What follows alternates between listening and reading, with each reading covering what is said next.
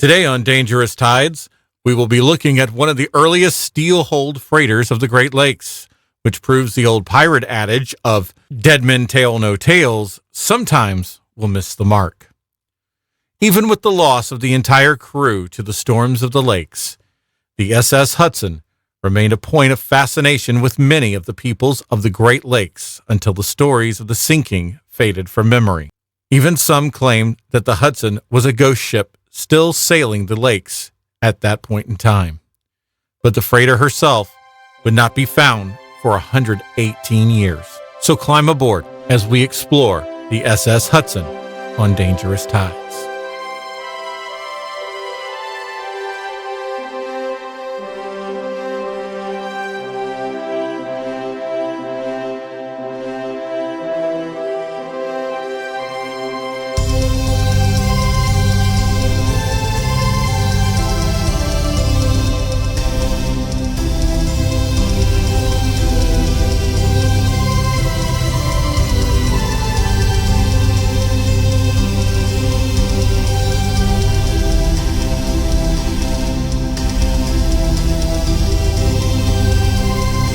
The SS Hudson was designed by Frank E. Kirby and built by the Detroit Dry Dock Company in Wyandotte, Michigan, with her hull launched on November the 16th, 1887.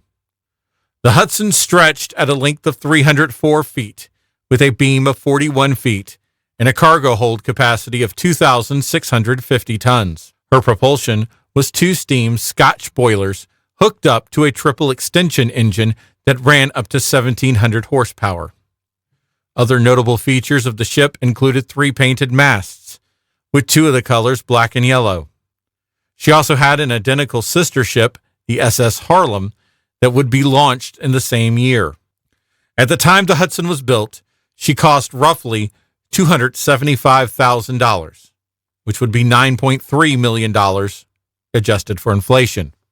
The Hudson would be enrolled into service on May the 9th, 1888 in Detroit, but would later re-register to a new home port in Buffalo, New York. 2 years into her service, on October 24th, 1890, the Hudson would collide with the wooden steam barge City of Nicollet and sink her to the bottom of Lake Superior. Fortunately for the crew, no casualties were reported, and the City of Nicollet would be raised and renamed to the Mary H. by other companies in subsequent years. Aside from this incident, the Hudson's service would largely be uneventful until her final voyage. The Duluth News-Tribune considered the Hudson one of the greyhounds of the lakes. Many people, including her captain, Angus J. MacDonald, considered her to be a point of pride. MacDonald himself was considered to be wedded to the Hudson by Harry Nesbitt, a civilian who was a recent passenger and likely a close friend. Nesbitt would recall to the Tribune, "He told me on the way up to Duluth that she was the safest boat on the lakes in his estimation and would very much regret if he should have to go on any other boat." On September the 16th, 1901, the crew of the Hudson had started their voyage with their flags at half-mast, honoring the late President William McKinley, who had succumbed to the bullet of his assassin 2 days before. It would be a grim start to the day, and in hindsight, a dark harbinger of what was to come. The Hudson had taken on a shipment of wheat and flax from Duluth, Minnesota, and would be headed to her home port of Buffalo, New York. For those in the audience who do not know, flax is considered to be a very slippery grain. So much so that modern ships have to load flax up to the very top of the hatches to avoid shifting. Not too long after the Hudson passed the Apostle Islands, a gale suddenly whipped Superior into a frenzy, with communications to the rest of the lakes being cut by the storm on the Kennesaw Peninsula that evening. On the morning of September 16th, lighthouse keepers at Eagle River, Michigan, reported seeing a sizable twin-stack steamer dead in the water, listing badly. The unidentified steamers suddenly rolled over and sank. According to Dr. Julius Wolfe, a maritime scholar from the University of Minnesota. All hands were lost that night, with no survivors. It wasn't until days after the sinking that it was confirmed the Hudson was lost. On September the 18th, the Duluth News reported that there was no clue to the ship's identity and no sign of wreckage.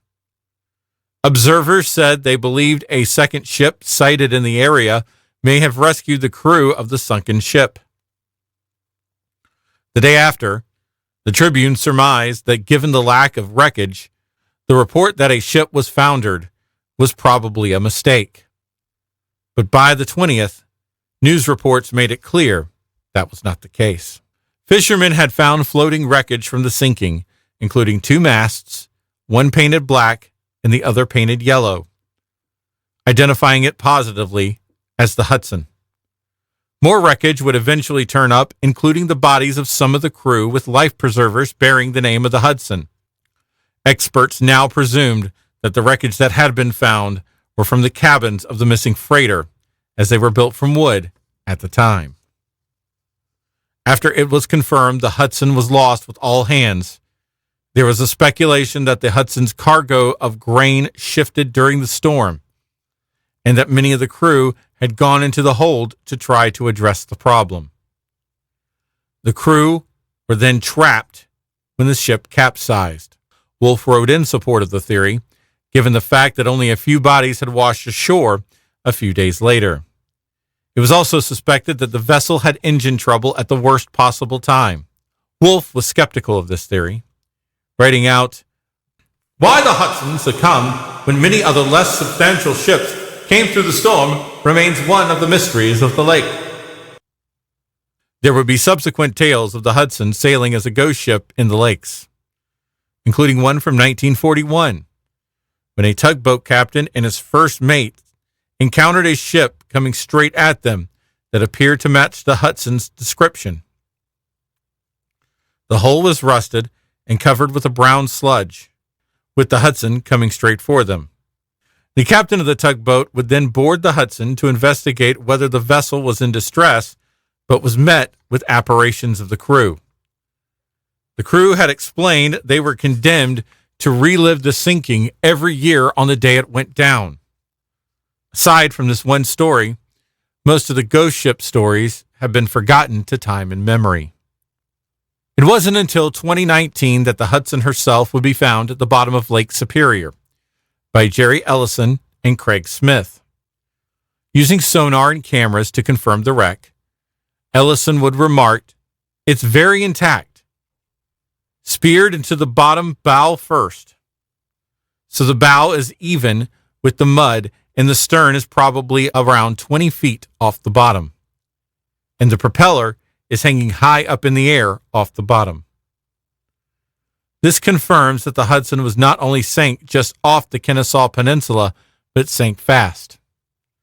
The wreck itself rests 825 feet below the surface of Lake Superior, and it is tied with the SR Kirby as the second deepest shipwreck to ever been found on the Great Lakes.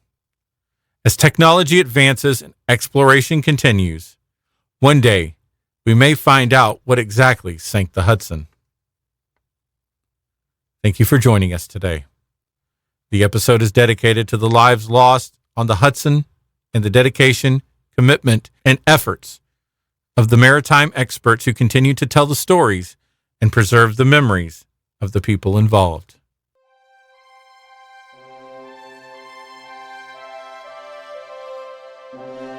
If you like what you heard today, please like and subscribe, and may the fair winds guide you through dangerous tides.